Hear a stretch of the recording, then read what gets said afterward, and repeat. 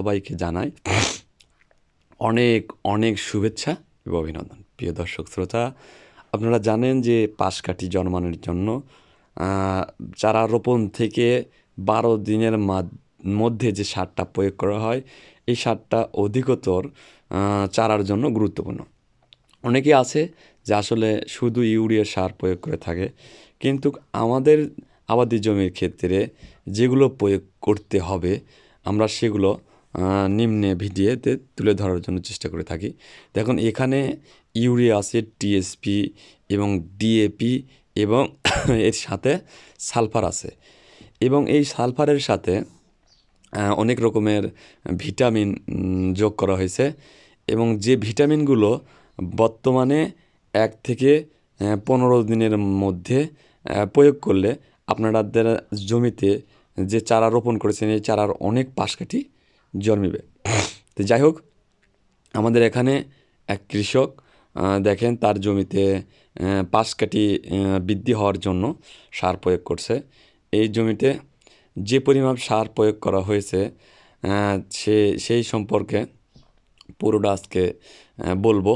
জমিটা প্রপার জমিটা হচ্ছে আপনার 36 শতক, তাই প্রতি শতকে 2 কেজি করে সার প্রয়োগ করা হয়েছে।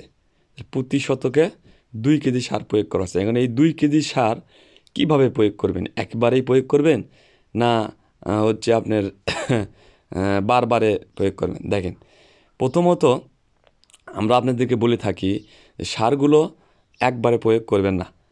প্রথম থেকে শেষ অবধি পর্যন্ত শতকে 2 কেজি সার প্রয়োগ করা হয়েছে।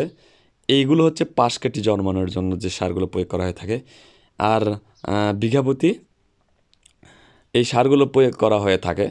যদি পাশকাঠি জন্মানোর সবচেয়ে কার্যকরী মাধ্যম এই সারগুলো, আমি আপনাদেরকে বলবো যে যে সারগুলো প্রয়োগ করা হয়েছে তার নাম। তাই ভিডিওটি প্রথম থেকে শেষ পর্যন্ত দেখুন, তাহলে বুঝতে পারবেন। প্রিয় দর্শক, আপনারা এখানে সর্বপ্রথম যে সারটা কাজ করবে সেটা হচ্ছে সালফার।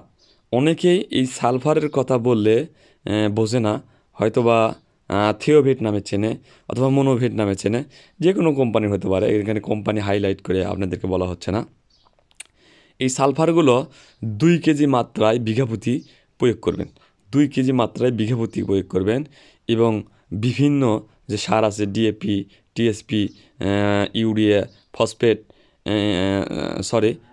হচ্ছে এমওপি, এগুলোর সার আছে, এবং জিঙ্ক, বোরন, ম্যাগনেসিয়াম এবং জিপ সার, এগুলোর মাধ্যমেই প্রয়োগ করতে হবে। তাই যদি আপনারা ভালো পাশকাঠি চান, সেই ক্ষেত্রে আপনাদের খেয়াল রাখতে হবে জমিতে যে আগাছানাশক প্রয়োগ করা হয়, এই আগাছানাশক প্রয়োগ করার জন্য পর্যাপ্ত পরিমাণে যেন জমিতে পানি থাকে। আর আমার নিজস্ব প্র্যাকটিক্যালি একটি বাস্তব প্রমাণ, সেটা হচ্ছে কি, যদি আগাছানাশক প্রয়োগ করার সময় জমিতে পানি না থাকে, তাহলে জমির যে চারা রোপণ করা হয় এই চারা কিন্তু মরে যায়, অনেকাংশই চারা মরে যায়। তাই প্রিয় দর্শক, আপনারা যখন সার প্রয়োগ করবেন তখন ক্রমান্বয়ে সারগুলো প্রয়োগ করতে থাকবেন। একবারে সার প্রয়োগ করবেন না, কারণ একবারে প্রয়োগ করলে হয়তোবা ওইভাবে সার চারা খেতে পারবে না।